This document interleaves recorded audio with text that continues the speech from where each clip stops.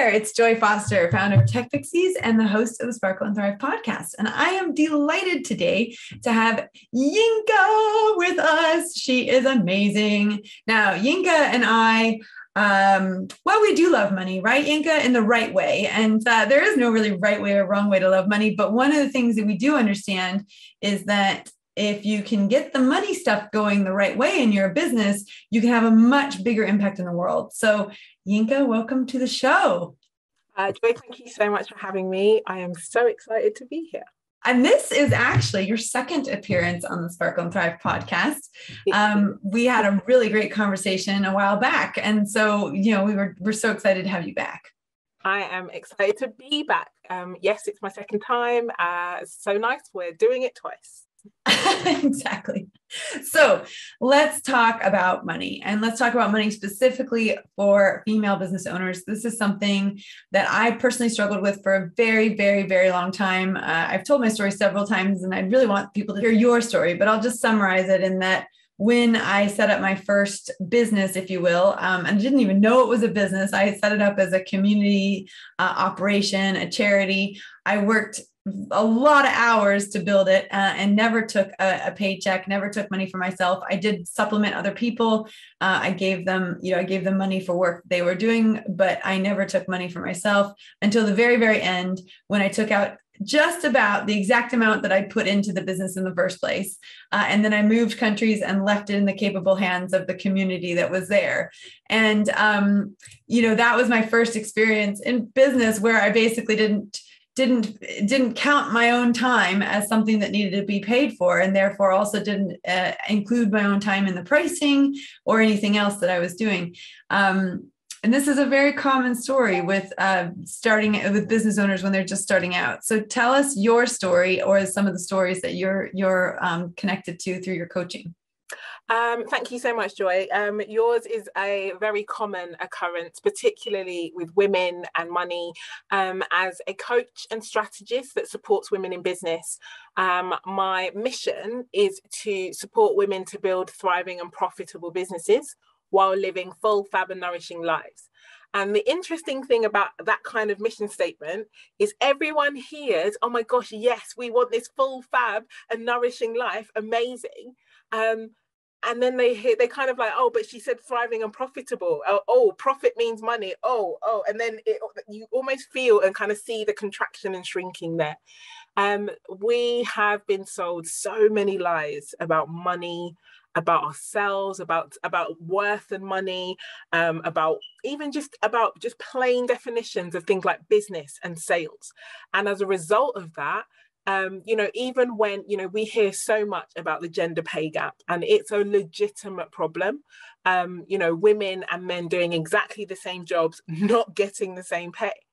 And so you would think that when women actually get the opportunity to be in charge and set the pay, and that it would be, that would be the resolution to the issue, but it isn't. There's also an entrepreneurial gender pay gap as well. Women are not pricing their services and their products effectively. They are not valuing their time as they should.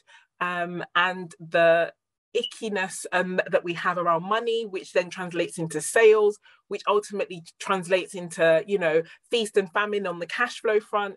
It's wreaking havoc with mental health, with physical health, and it just does everything to undermine those thriving and profitable businesses that you need to have those full, fab, and nourishing lives. So yeah, and that's before I even tell you anything about my story, which is which has been a hard-earned and interesting undulation of, I came into business. I came into business from banking. So banking is like money thrown around for fun. Is just the best way I can describe it. I'll never forget taking clients to dinner. Or to lunch, for example, not even dinner. We took clients to lunch, and the bill for the lunch was more than I earned in a month. Yeah. And so, being, I'm of Nigerian descent. My parents were immigrants to the UK. And so I was, I saw how hard my mum and dad worked. And one thing I knew was that I never wanted to experience lack the way that we experience lack when we were littler. We had incredibly, a childhood full of love, full of all the things, but there was an overriding message of we've got to work really hard, like we need to get the cash. So and that kind of pervaded in so many different ways. And some of that has been amazing. It means that I have an unbelievable work ethic. Like you can't outwork me even if you wanted to. But it does mean that you get into this hustle culture that is fully detrimental. You're hustling for what isn't even available. You can't hustle for your worthiness, but you will try. If it was possible, I would have done it by now. I want to pause for a second. You said you can't hustle for your worthiness, but you can try. And I think that is so powerful. That needs to be on a t-shirt. You can't hustle for your worthiness, but you can try. But it is such a true statement. One of the things that I teach in the Dream Builder program that I run, which is a 12-week program helping people to, design and build their dreams, is this concept that everyone is worthy. Everyone is deserving. And as humans, we choose to turn up or down the volume on that. And really it's about learning that everyone's worthy, everyone's deserving, and we decide how worthy or deserving we are. And one of the things we say in the Dream Builder program is not, are you worthy of your dream? It's, is your dream worthy of you, right? Is your dream worthy of your time, effort, and money? Because whatever dream you have is going to take a lot of time, effort, and money to get off the ground. And the question is, do I want to spend all that time, energy, and effort on it? But just knowing that we all deserve, we all are worthy of a fuller, freer, more expanded life. And it's just our choice. And like you said, it's based on the experiences we've had and the life, we've lived, and the stories that have been passed down to us from generation to generation, that the sense of worthiness, the sense of deserving hasn't been turned up to full volume. And it's shifting that and learning how to shift that. And it's a massive piece of work. It's a massive piece of work. It is. But it's totally worth doing, right? It's the daily work. And what I will say is that it's an ongoing work. I think one of the things that is really interesting around the idea of worthiness, for example, is pricing. Pricing in business has been an enigma. It's been very much a black box. Should I charge this, that, whatever? And one of the things, or one of the expressions that has kind of really come to the fore in the work that I'm doing with women, is often we think about, when we're thinking about how we're going to price, well, a word that comes into mind often is fair. So I want to be fair. But the idea of fairness in and of itself is so interesting, because we are often so excited and focused on being fair to the other party, but then what actually is fair to you? And more importantly, what is fair to you in the context of this business or this time that you're spending now, and it being or fueling your dreams? And so in that regard, one of the expressions that I use now is that it is absolutely, you are worthy, the idea of worthiness you just talked about, you are worthy of being paid abundantly for the value you bring into the world. And I know that that's a statement that triggers so many people. What do you mean abundantly? It should just be fair. And I'm like, but when you think about all of the context and, your one wild and precious life, your blood, sweat, and tears, what is fair versus that is abundance.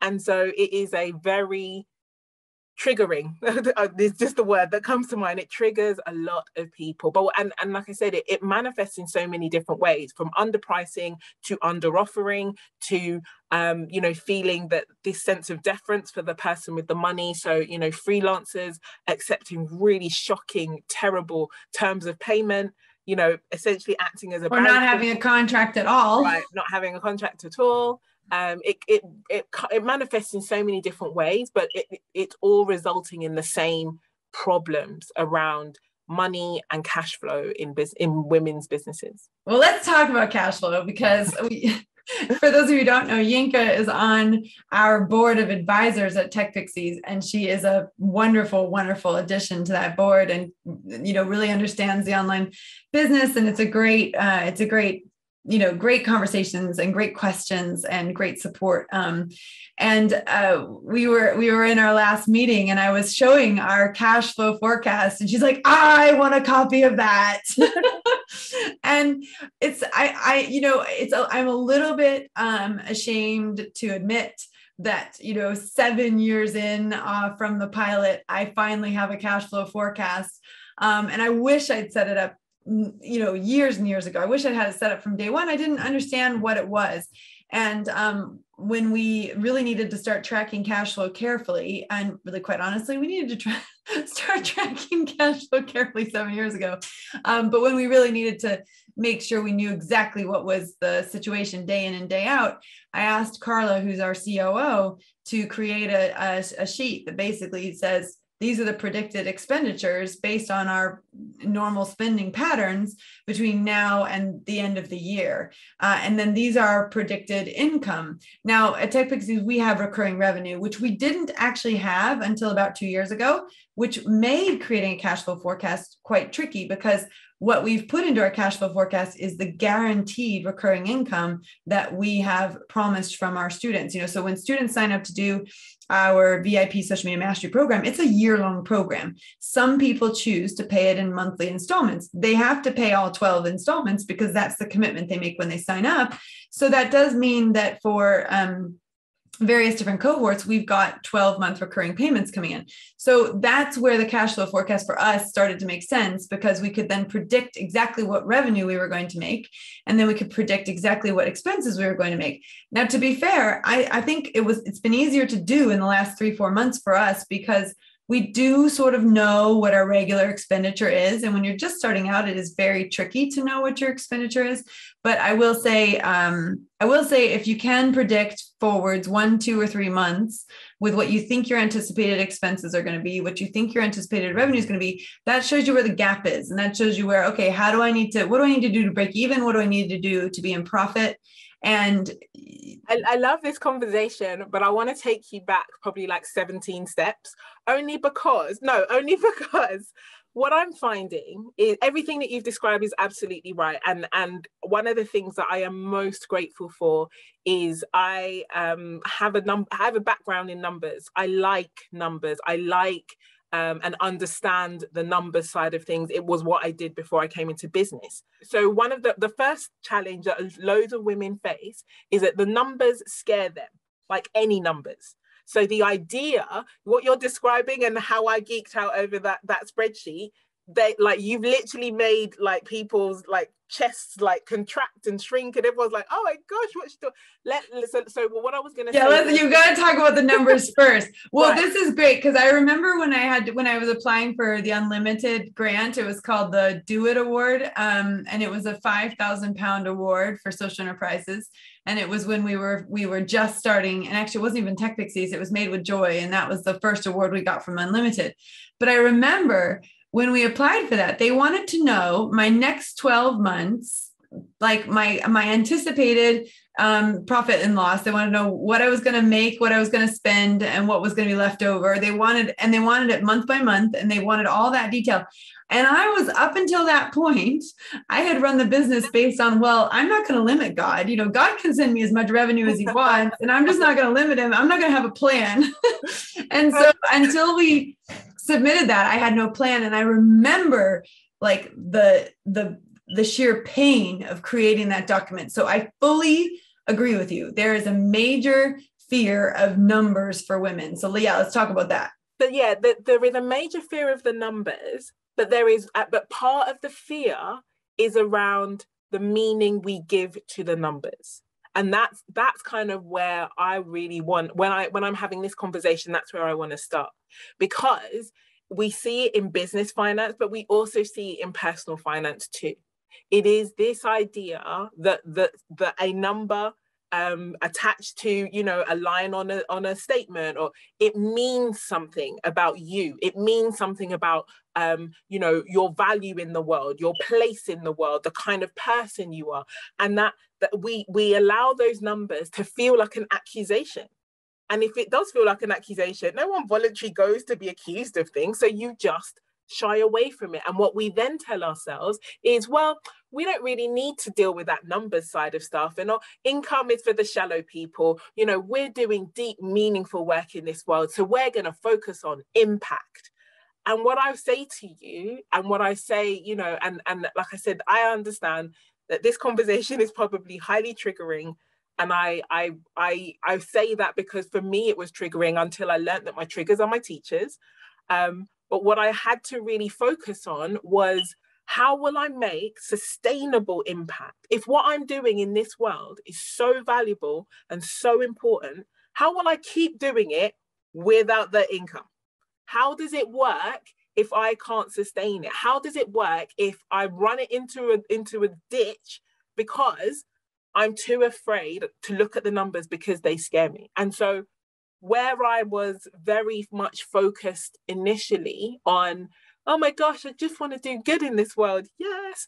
I was like, me doing good in this world means getting hella good at those numbers, means absolutely focusing in on and having the habit of focusing on the numbers, not in a, and again, you know, we have ideas in our mind about the kinds of people who focus on the numbers.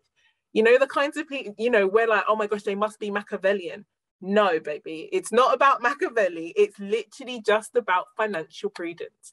And it's about the fact that if I'm doing good now and I want to be doing good 5 years from now, that's 60 months of payments I need to go figure out. Like, and so it is about that fear of numbers and that money, giving money meanings that it doesn't really have, is the baseline of where all of, you know, this rotten tree grows from. It's bad seeds, bad money story seeds, bad ideas about sales, bad ideas about the whole thing. Well, and I think the starting point is to recognize, notice what you're noticing, like recognize and acknowledge the money stories you have. And, you know, people might not know what they are, but just challenge yourself. Like, you know, when, you know, if a Ferrari pulled up next to you, how would you respond? If someone asked you to pay a 10,000 pound invoice, how would you respond? You know, if you were to send a 10,000 pound invoice, how would you respond? You know, and I think it's a little bit of that. If you're, for example, if you go to a restaurant, are you the person that looks for the cheapest thing on the menu?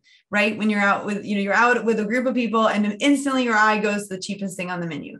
I know what that feels like. I've totally done that. Right? So start to notice what you're noticing. How am I responding? And what do you tell your kids when your kids say to you, I want to do horseback riding lessons, and you know you don't have the money in your bank account to do that? How do you respond? Do you say, we can't afford that? Or do you say, oh my gosh, let's figure out a way for you to do that, because I would love for you to do that, and then set up a lemonade stand outside, right? So like with council permission. But the point is like, are we teaching? How are we saying things? And then also, what are we teaching the people around us as well? Because it's very likely that the stories we heard came from our parents. Absolutely. And the thing is, the truth, you know, I wrote yesterday on social media that the facts are not always the truth. You know, what is factual and what is true are not always the same. So in a scenario, you know, you're often looking at the situation that you're in right now. And the fact is that nothing has meaning except the meaning you give it. I have had situations so many times where, you know, I was speaking to a friend who wanted to work with a mentor in something that she was doing. And she was like, I don't have the money. And then she looked at me, she looked at my face, and then she went, yet, I don't have the money yet. And then she was like, but actually, I really want to do this. So I'm going to go and figure out how to make the money. And then she came, you know, she messaged me a couple of hours later, and she's got, oh my gosh, I've got 5 ideas of things I'm going to do over the next 7 days to like me bring in this money. I'm doing this thing. And I was like, I was so proud of her, but I was also just really conscious of the stories we tell ourselves. And the thing is, the fact is that, you know, the money wasn't in her bank account at that moment that she wanted to use it. But the truth was that the money wasn't there, so she lacked the resources, but she has the power and the skills and the knowledge to make as much money as she wants. And so that's where her resourcefulness kicks in. And I always talk about the fact that success only takes 2 things: resources, resourcefulness. Wherever your resources stop, that's where your resourcefulness picks up. And the fact is that we're infinitely resourceful if we really believe we are. So that is so powerful and so true.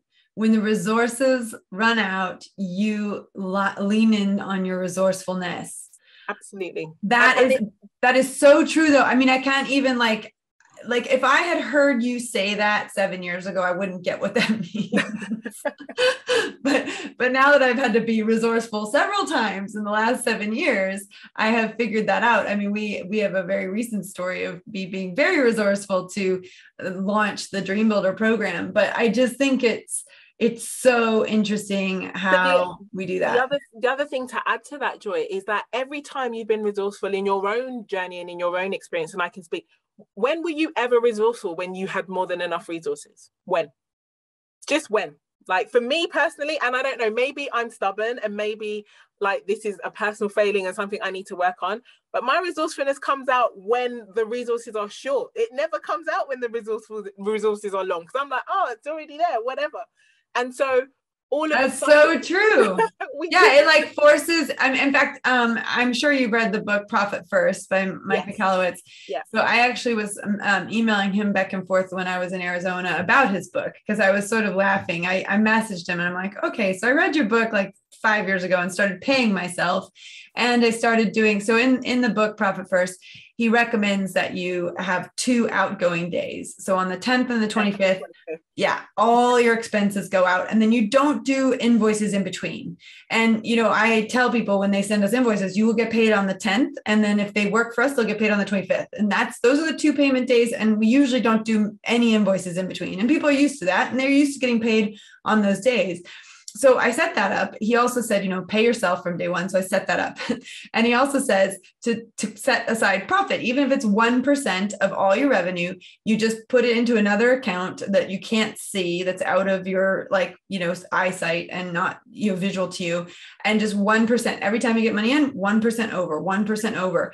And I did set up the tax account. He said, don't steal from your tax account. You know, like once we hit VAT and you have to charge 20%, I had a 20% account where everything went in. I have to admit, we've leveraged that a few times, but that was a mistake. There was a time where that was a mistake when we did leverage it and we shouldn't have leveraged it. And then we had to do a deal with the VAT, you know, to get it, you know, paid over time. So there are mistakes, and he was right. You shouldn't leverage that. But interestingly enough, I never set up the Profit First account. I did everything else in the whole book, and I just didn't do that bit because I was like, that's the name of the book. Like, I know. Yeah. And what he says is you take your Profit First out, right? So, and then after that, and he gives some percentages and it's great too, because he gives you a map of, on his website in his free resources, he gives you a chart that says, okay, based on the different levels of revenue, this is what percentage should be going to the owner's pay. This is what percentage should be going to taxes.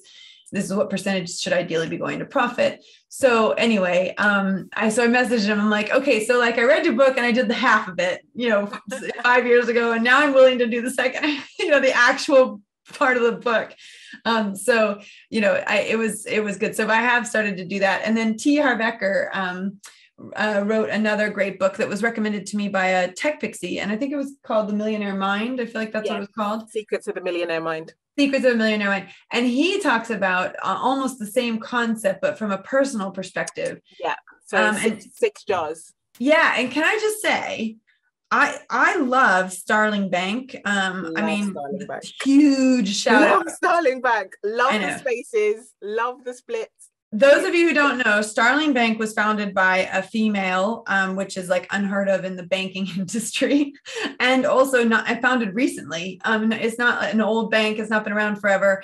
Ann Bowden founded it. She wrote a book all about her experience doing that.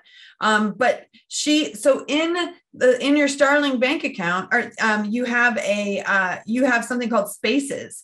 And this is super, super cool because in the Profit First model, you have to transfer money to different accounts. And what the Starling account does is you have a single account, but then you have Spaces, and you move money out of your main account into your Spaces. And so T. Harv Eker recommends 10% for education, 10% for financial freedom, 10% for giving, 10% for long-term savings, and 10% for play. And both T. Harv Eker and Mike Michalowicz say that you need to use that profit, even if it's 1% or 10%, like the play, to actually play, to reward yourself, because it's like your brain responds. It's a habit. You said this earlier, your money choices are a habit. So when you see you have a 10% play account, and you can do anything you want with that, you can go karting, you can go to the movies, you can go get an ice cream, you can go skiing, you can do whatever you want with that account. There's something in your brain that gets excited about it and wants to keep putting money into that. But then if you're putting money into your 10% play, you're then more likely to give 10% into your giving and your long-term savings and everything else. So I love his system, and both of those systems. So I'm sort of doing one system on the personal side, one system on the business side, but they're very, very similar systems. I mean, and the beauty and the power of both of those is one of the most important things about money in the first place, which is intention. 3/4 of the problems that we have in this world around money is that we don't spend with intention. We often don't identify our values and then work out, how do I spend in accordance with those values? And so we're spending money. I think it's Will Smith who's famous for saying, you're spending money you don't have to buy things you don't really want, to impress people you don't really like. That's how, and that's how you get into debt. That's how we get into debt spirals and all of those kinds of things.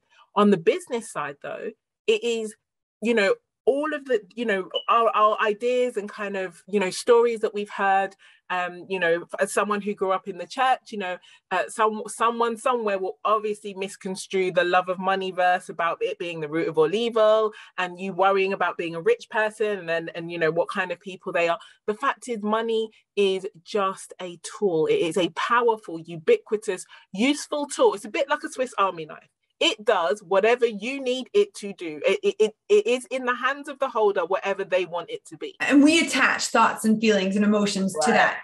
And, one of the best books that I read that helped me to understand how I felt about money was The Illusion of Money by Kyle Cease. And I know these are all male books, so I want to throw a female book out there. Oh my gosh, Rachel Rogers, I love her. Let's give a couple of female books. So this one's one that I'm reading right now called The Abundance Code, and this is by Julie Cairns. What book were you going to recommend? Okay, so Rachel Rogers, she wrote We Should All Be Millionaires. I love Denise Duffield has written loads and loads of really good books from I think Get Rich, Lucky Bitch. It's just loads. I have heard that one is very good. We now have to put explicit in the podcast. Thanks, Yinka. sorry, my bad. But also Jen Sincero, you are you're definitely gonna have to put explicit in this. You're a Badass at Making Money is also a really incredible book on the money front. But more, and like I said, the thing I love particularly about Rachel Rogers' book is she charts the relationship between women and money. Because certainly, for those of us who live in the Western world, and I do live in the Western world, but I'm from the non-Western part of the world. So understanding the money stories in that part of the world and how they contrast with this part of the world is really interesting. Women were property in this part of the world not 200 years ago. So they not only could they not go and own their own property because they were someone else's property, and so as a result of that, the history of women and money in the West is very convoluted and very troubled and very triggered and very damaged. And so the idea of kind of business and commerce is also triggered and damaged and problematic for women in this world, in this part of the world. On the African continent, however, commerce was absolutely pre-colonial African commerce was absolutely female. They were saying the future was female 200 years ago because the now was female. And, it was, women who, had associations and ran markets and still continue to do so. And so the ideas that we have around money are as much of a legacy of kind of poor understanding and poor thinking in the past, but it also is about it's almost kind of what has been there or programmed automatically. It does take conscious effort to think differently, but I assure you it is absolutely worth the blood, sweat and tears to do so, because otherwise, if you do what you've always done, you'll get what you've always gotten. I love that. Well, and the Mary Morrissey, who I'm certified as a dream builder coach with, and who I've done a lot of training with in the last year through Brave Thinking Masters, she says money's good for two things. It's to make you comfortable enough and creative enough to live a life you love and leave an impact on this world. And I think that's such a powerful viewpoint. She recommended that I read the book, The Science of Getting Rich. And she gave me 4 specific chapters to read, chapter 4, 7, 11, and 14. Yeah. And because I'm a master neuro coach, I know it takes 67 days to rewrite a neural pathway. So I was like, all right, cool. I'm just going to meditate on all 4 of those chapters twice a day for 67 days. And that was a brain prime I did. And it was incredibly powerful. Completely changed my viewpoint on abundance, also completely changed my viewpoint on gratitude and being a person of increase. And it was incredible. And of course, he also talks about, Wallace Wattles talks about the thinking stuff, which, you and I would call God, but everyone else could call it universe, infinite goddess. I think as you evolve in your faith, you realize that there is an interconnectivity between all of us, no matter what religion or religious background you come from. And I certainly see it in the Tech Pixies community, where we have people from Hindu backgrounds, Muslim backgrounds, Buddhist backgrounds, Christian backgrounds, Jewish backgrounds, no background in faith whatsoever, or religion whatsoever. So it's an interesting viewpoint to start to adopt, is this kind of universal connectivity. And it's wonderful when you do start to embrace it. No, absolutely. But what we then see is, with all of the and let's just call it dross for the purposes of this conversation around money, in terms of our understanding and idea of money, our idea of value, and kind of how we map the value of things and objects to then ourselves as humans, where ultimately our value is intrinsic. And we are worthy just by breathing. And so we're taught to hustle for our worthiness. We're taught to buy things to make ourselves, more worthy, those kinds of things. And so when we see that mapped into business, and we see that mapped into women in business, as I said before, we see really troubling trends. We see women who struggle in business because they don't make offers. They literally have the most phenomenal thing that they have to offer, and to make a difference in the world, to solve someone's problem, to bring about a transformation. But because they're in their thoughts and they're in their minds about what money means and the kind of person that asks for money, they don't offer it. People literally can't give you the money. They can't engage in your incredible stuff because they don't know you have it, because you're not talking about it. And so you're hiding, and you're trying to run a business while being invisible. And it's just, and that's why we set up Tech Pixies, to help women take off their invisibility cloak and become visible online. I mean, that is so our mantra. Yeah. But it is just, it is incredible. But this, what I love about subconscious reprogramming, which, is something that we do at Tech Pixies, is really about changing the way you think underneath, and the way that you look at things. And just, the first step is notice what you're noticing. Be aware of what you're thinking.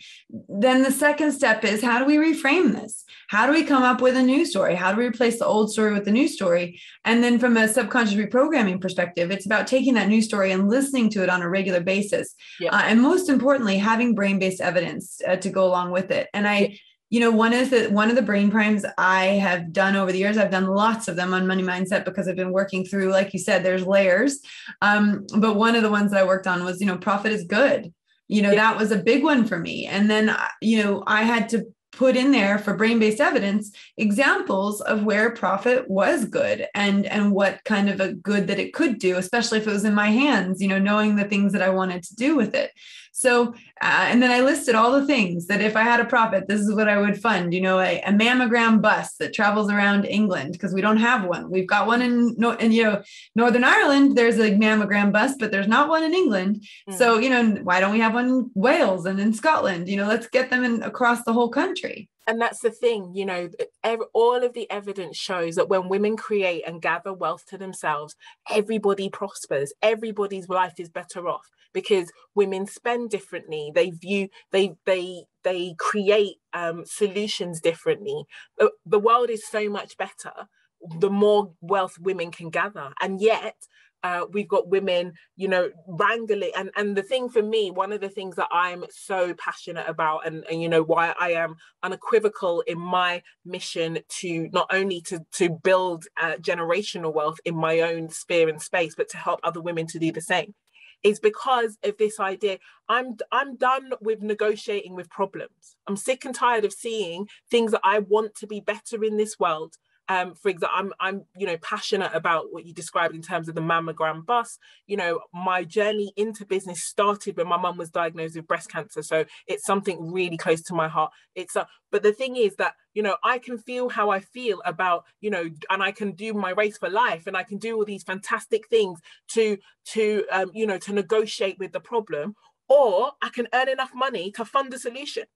And it really is that simple. Like I legitimately, you know, I'm passionate about so many different things. And what I'm working out now is, what does funding a solution look like? If I had all the money in the world that I needed to bring about a solution, what would that be? What would that look like? And all of a sudden, you know, I'm not someone necessarily who's particularly interested in, you know, more than one car. I can only ever be in one car at a time. So I may never be the person that you see with 100 cars.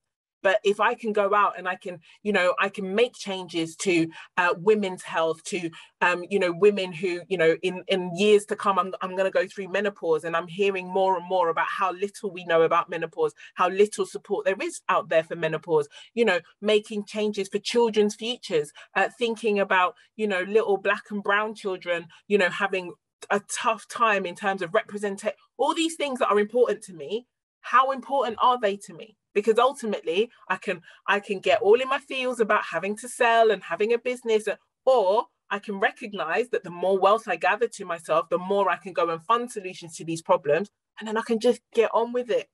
And that's the thing. Once I realize just how it, you know, money is that ubiquitous tool that helps me go fund solutions, I am all about, and I'm in a different headspace about going to get as much of it as I can.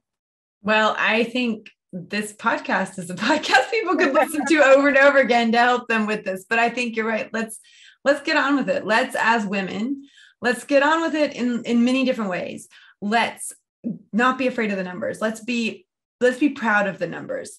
And it's really important that when we are reframing things, that we're not reframing them with the negative still, right? Yeah. So, you know, if you're in debt and you go, get out of debt, get out of debt, all your brain hears is debt. So yeah. You would rather say something like, my bank accounts are full, right? Of, you know, and my credit card balances are at zero. You know, that's the way that you would reframe that. And I think we just have to say, I love numbers. You know, we love numbers. We love the good that profit can do in the world. We love what I can do, you know, what I can do with profit in my hands, you know, is this, and write out all the things that you would love to do and make your selling mission bigger than yourself. And that also means make sure you're paying for yourself.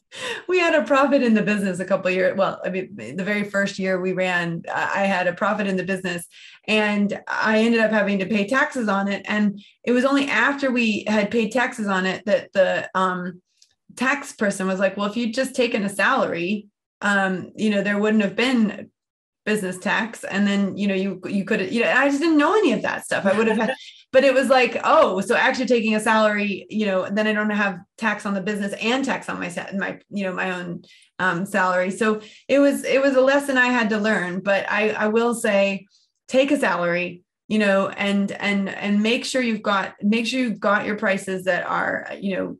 Absolutely. And what I would say there is, when I say get on with it, what I've realized, and some of, you know, the solution and value that I'm putting into the world, is that there are kind of 3 pillars that you need to get on with it with.